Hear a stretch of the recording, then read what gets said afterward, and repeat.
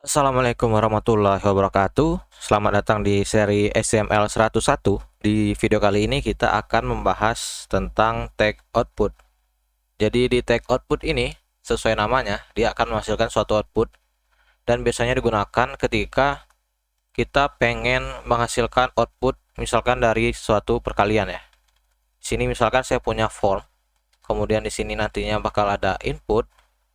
Inputnya ini untuk input pertama, kemudian input kedua, kemudian kita tambahkan outputnya begini.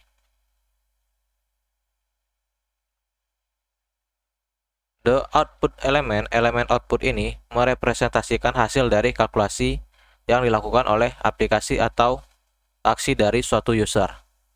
Jadi kita bisa buat kalkulator di sini. Kemudian di outputnya ini akan ditampilkan hasilnya. Jadi di sini saya tidak pakai action, melainkan on input ya. Atributnya ini adalah on input. Kemudian di sini ada penjelasannya.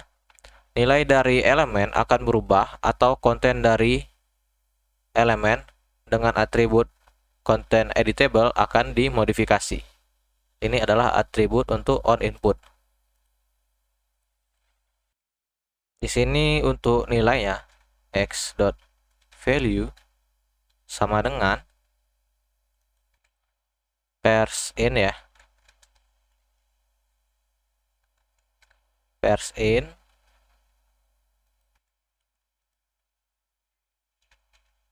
a.value, kemudian dikali. Jadi di sini saya buat sebuah kalkulator yang berguna untuk melakukan aksi perkalian di sini. Ya akan mengkalikan nilai dari A ke nilai dari B, begitu kira-kira. Kemudian di input, karena kita menggunakan kalkulator ya, dalam kasus kita pengen buat kalkulator. Jadi inputnya kita rubah menjadi number. Kemudian kita butuh ID-nya.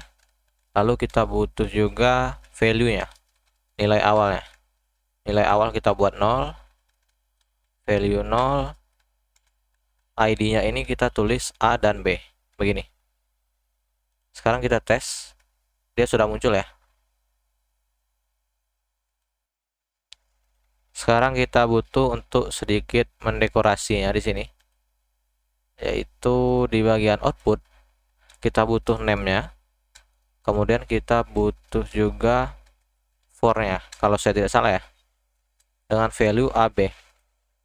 Sekarang untuk sedikit dekorasi di sini kita buat begini ya, kita refresh, dia akan tampil begini, biar lebih rapi aja begitu. Oke, sekarang kita coba tes di halamannya ya.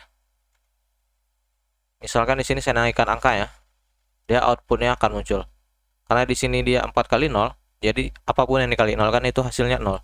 Dia outputnya muncul di sini. Kalau saya tambah di sini, hasilnya juga berubah berdasarkan kalkulasinya. Begini. Jadi dia akan muncul di bagian di sini, bagian output. Namanya X untuk A dan B.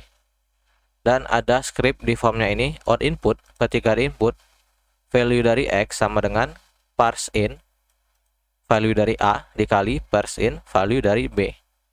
Jadi value itu adalah nilai. Kemudian di inputannya kita deskripsikan juga ID A itu yang mana, dan ID B itu yang mana. Kemudian untuk value ini adalah nilai default dari sininya. Ketika kita refresh, begini.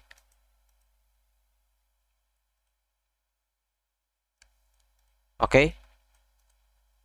Jadi kalau kita hapus value-nya juga sepertinya bisa ya, tapi angka nolnya tidak akan muncul. Begini. Dia tidak ada angka default ya. Karena dia tidak ada angka default, jadi 7 dikali apa ini? Jadi hasil outputnya jadi begini. Kalau kita tambahkan, dia akan sesuai dengan sini, dengan perkaliannya. Jadi sebenarnya sebaiknya ini value dibuat. Oke, mungkin cukup sekian ya untuk video kali ini. Semoga gampang dimengerti. Wassalamualaikum warahmatullahi wabarakatuh.